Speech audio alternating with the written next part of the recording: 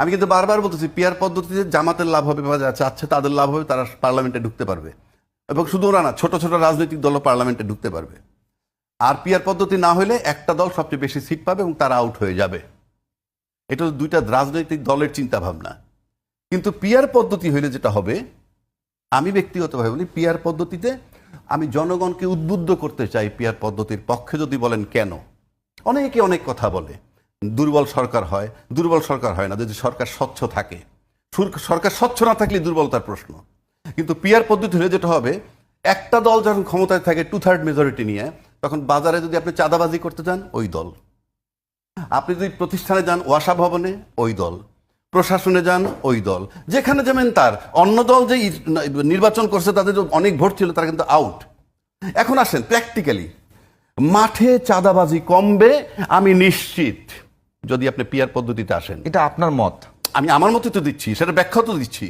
কারণ আপনি যখন চাঁদাবাজি করতে যাবে একটা দল, সেখানে পার্লামেন্টে যখন প্রতিনিধি অন্যান্য দলও থাকবে, তাদের একটা অবস্থান ওখানে থাকবে, সুতরাং তারা ফেস করতে পারবে। এখন কিন্তু সংসদের আসন যদি আপনার না থাকে দলীয়ভাবে, আপনার দল কিন্তু মাঠে কোনো কিছু ফেস করতে পারবে না। এরপর আসেন রাষ্ট্রীয় দুর্নীতি কমবে।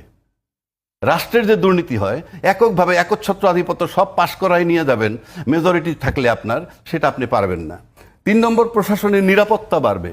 প্রশাসনের যখন সুপার ক্ষমতা নিয়ে যে দলটা অ্যাবসলিউট মেজরিটি নেয়, প্রশাসনের সে কাজে লাগায় যেভাবে খুশি, এবং প্রোটেকশন সে দেয়।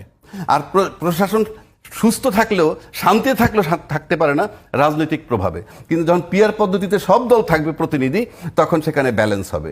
আসেন আয়নাগর, গুম, খুন, বিচার হত্যা হবে না।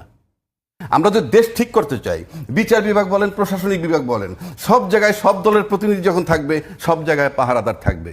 সুতরাং পিয়ার পদ্ধতি এই মুহূর্তে বাংলাদেশের মতো দেশে যদি দুর্নীতি মুক্ত করতে চান, চাঁদাবাজি মুক্ত করতে চান, প্রশাসনের নিরাপত্তা বাড়াইতে চান, প্রশাসনের নিরাপত্তা দিতে চান, বিচার বিভাগে স্বাধীনভাবে কাজ করতে দেন, তাহলে সব দলের প্রতিনিধি পার্লামেন্টে থাকবে, এবং সব দলের প্রতিনিধি থাকলেই এই জিনিসটা হবে।